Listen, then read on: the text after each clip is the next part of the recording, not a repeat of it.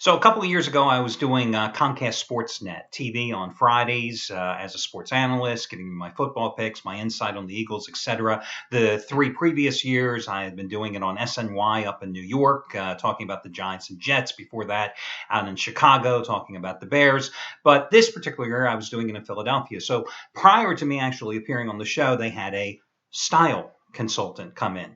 Well, this woman just hated everything about me. She didn't like my hair. She didn't like my mustache. I don't think she liked my teeth. She didn't like my eyebrows. She didn't like anything about me. But hey, this is why they pay her the big bucks, to come in and be your personal consultant, because it's not what you say, remember, on TV, it's how you look.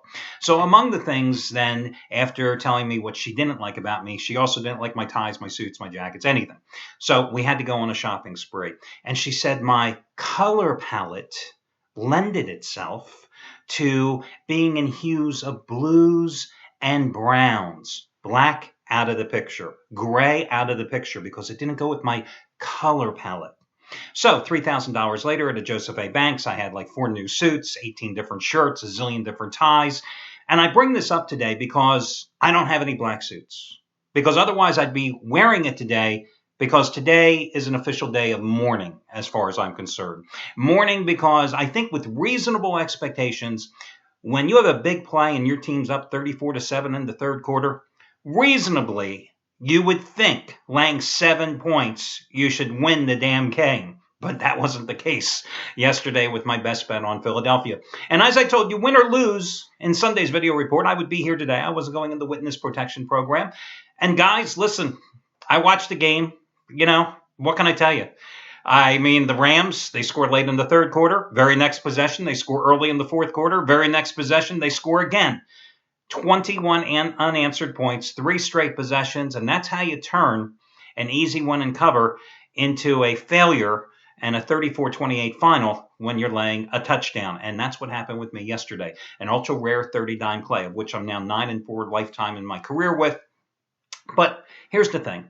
You know, people say, oh, you got backdoored. And what is a backdoor cover? Well, that was a prime example of it. But, you know, it really doesn't adequately explain the anguish you go through.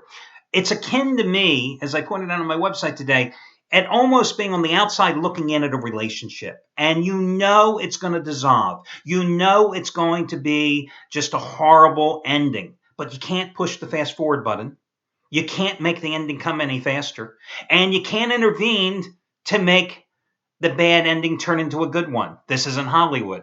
No, instead you just got to wait to see it happen. And that's what it was yesterday watching the Eagles. I mean, you just saw that this team couldn't stop St. Louis. A defense that just was awful in the secondary, just couldn't stop the Rams. And the touchdowns and the points are coming. And after the first touchdown, okay, I'm thinking maybe I got a chance here. It's still good, but I didn't feel good. After the second touchdown, I definitely didn't feel good. After the third one, well, I got to be honest with you. After the third score that broke the cover, at that point, being a lifelong Eagles fan, I wanted the Rams to win the damn game. That's really the bottom line. You know, I've often said to you, I would rather lose a game 59-0 and be blown out early than have to sit through and watch an agonizing backdoor cover like that one. But say la vie. Now, here's the bottom line. As I also pointed out in yesterday's video report, if you guys have been with me for the previous 6 weeks, we were playing with other people's money, and we still got a boatload of those bucks tucked away in our mattresses. Because the fact is, even after losing yesterday, I've still won 30 of the last 45 days. Not too shabby. And the other way I look at it is this. You know, I warned all of you out there, those that had not been with me along that way, that you had to play that game accordingly. But because I had won 29 of the previous 44 days, I was in a position to step it up. You know, I had to press the action, because I've said this repeatedly, and it's not just about me. It's about anybody in this business. And it's about any of you guys out there. I don't care whether you're gambling on sports, you're standing at the craps table, you're playing roulette, you're playing poker. It doesn't matter. When you've accumulated a bankroll, that's the time you've got to press, because when you're on a hot roll, that's how you take a little bankroll and you make it grow even bigger. But the fact is, you're playing with a bankroll that you accumulated and it consists of somebody else's money. And that's what we've done over the past 6 weeks. And let me tell you something. I'm going to get back the money I lost yesterday, and I'm going to restore that bankroll. And the next shot I see to take it, I'm going to do it again. Because if you're in here and you're a wimp and you don't have the balls to do it when you have a bankroll, then what the hell are you gambling for? I just don't understand that. And the other fact is this, those of you that had not been with me the previous 6 weeks, like I said yesterday, you got to play that game according to your own bankroll allocation system, your own money management system, based on the size of your own personal bankroll coming into this. The other way I look at this particular game this weekend is, I was risking a 15-dime play on Baylor against Texas on Saturday. If I'd lost that play, I would have lost 16.5 dimes. But because I won that play, that also increased my bankroll and put me even in a better position to step it up yesterday. So, what did I lose? I won on Saturday, I lost on Sunday, I lost 19 dimes. Hey, the last time I lost one of these plays about a month ago, I think it was about 3 weeks ago. I won the next 5 days and won it all back and more. And to be honest, today, I don't think the best bet is in football. This Seattle-Washington game, which I'm going to break down for you in just a moment, it's a tough, tough game. I'm going to turn to baseball to get my money back starting today. So, again, no apology, no excuse. Listen, I think, what did I give you for free picks yesterday? The Colts, the Giants, and the Chiefs. 2 wins and a push.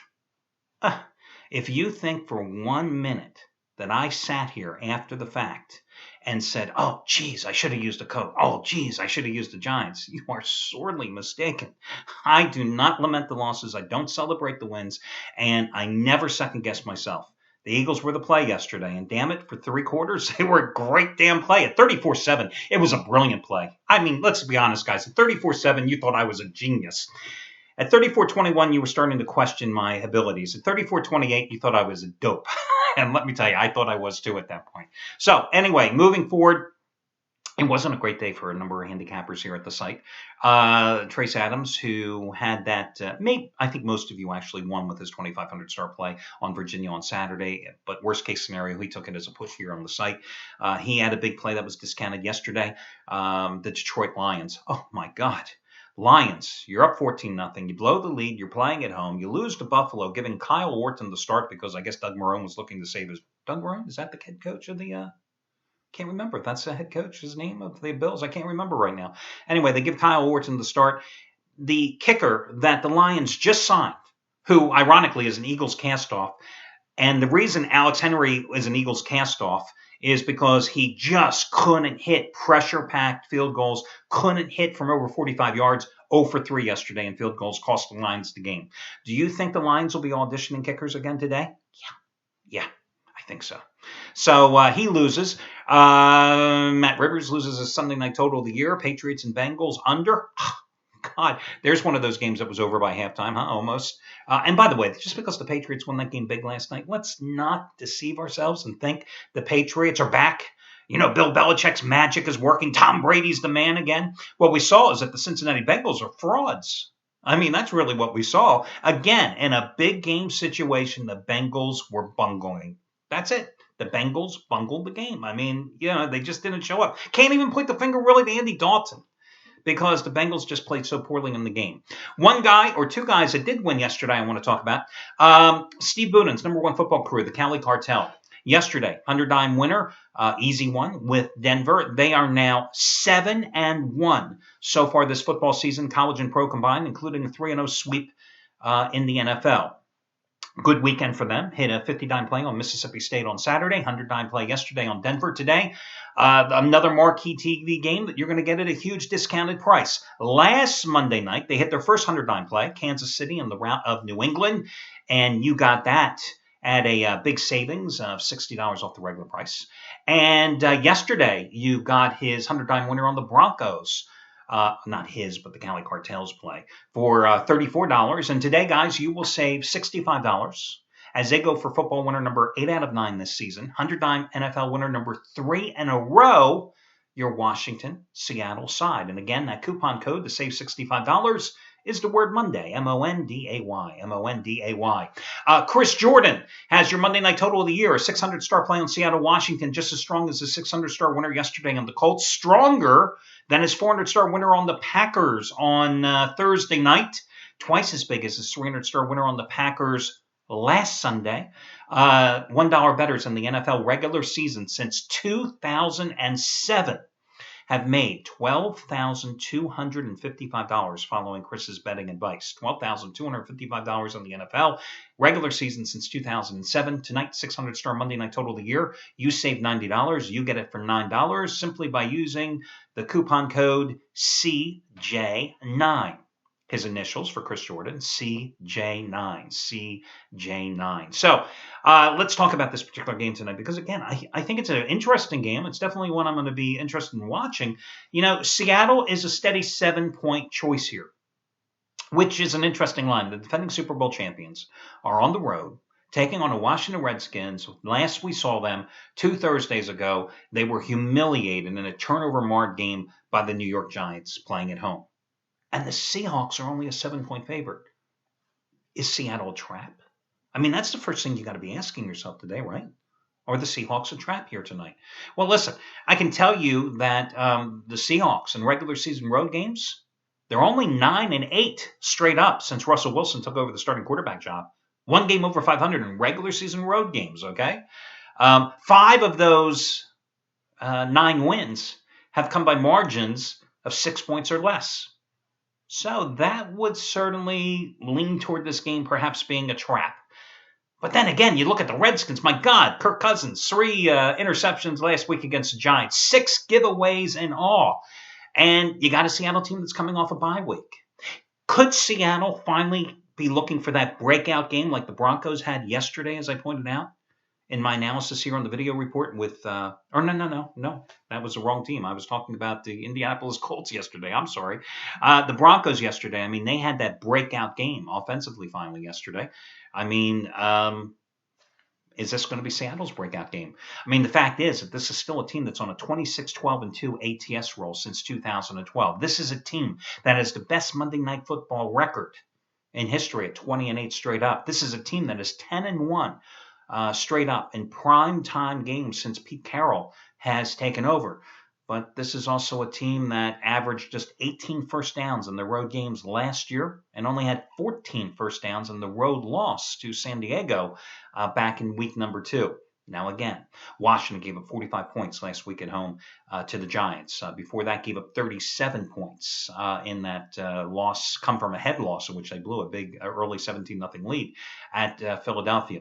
Seattle's been idle coming off the bye week. Last time the Seahawks were playing, you saw what happened. Peyton Manning shredded them in the fourth quarter, forced overtime. Seattle was lucky to get the win and cover, laying 5, 26-20 in that OT win. Kirk Cousins, by the way, I think actually I misspoke. I said he had 3 interceptions. I think he was actually picked off 4 times against the Giants. You know, he has 5 interceptions and just 119 passes this season. That's not a good percentage. Now, Seattle last year led the NFL in interceptions with 26 of them. I think a lot of that, obviously, because the secondary is so good, but because Seattle also had a very strong pass rush. That pass rush is not as good this year because 2 of their top rushing specialists, including Chris Clemens, are no longer with the Seahawks. They only have 2 interceptions so far, but you know the quality of the Seahawks secondary in this game, right? Can Seattle stop Alfred Morris? That's going to be a key here because if you take away Morris's ability to run the ball, you're going to put all the pressure on Cousins, and that's not good news. Okay, that's the bottom line here. Should Seattle be able to run the ball? Well, the Giants certainly had success pounding the ball with Rashard Jennings and Andre Williams in that blowout win. So I think you got to see Marshawn Lynch coming off the bye. He's going to have to get 25 carries here tonight. So we come back to that number. It's 7. I think it's not a trap. I think the way to do it is to go ahead and lay the points with Seattle. I also think that this is a game, as I told you going into yesterday's action, that I wasn't playing. I think the best bet is actually in baseball on Game 3 of the Nationals-Giants series. So that's the way I'm going in that particular contest for my best bet today. One little note of injury for Seattle. They're starting tight end Zach Miller out with ankle surgery for a couple of weeks. You know, he's a very good blocker. Very good blocker. The Washington defense is a good pass rush, strong linebacking core. So you're going to have Luke Wilson, who's a better receiver than blocker, taking over at tight end, and you got a rookie right tackle starting for the Seahawks too. So it'll be interesting if they can put some pressure on Russell Wilson. But again, Wilson, of course, has that mobility in the back in the pocket, and that certainly should help them here tonight. So a weak free play selection on Seattle. Compared to my free picks yesterday, hey, listen, they don't even come close. Yesterday's games were much better. One other thing here for you. Congratulations going out to Craig Davis yesterday. 109 winner, number 5 out of 6, and his third straight in the NFL, as he cashed in with the Saints and the Broncos. 100-dimer, and tonight he's going for 50-dime winner, number 9 out of 14, a two-team teaser. Seattle, Washington, the side, and total for the guy who has made $10 bettors in the NFL, a little over $11,400 since the 2011 season. Well, that's it, guys. Best of luck to you, and I will catch you again on Tuesday when we do this again.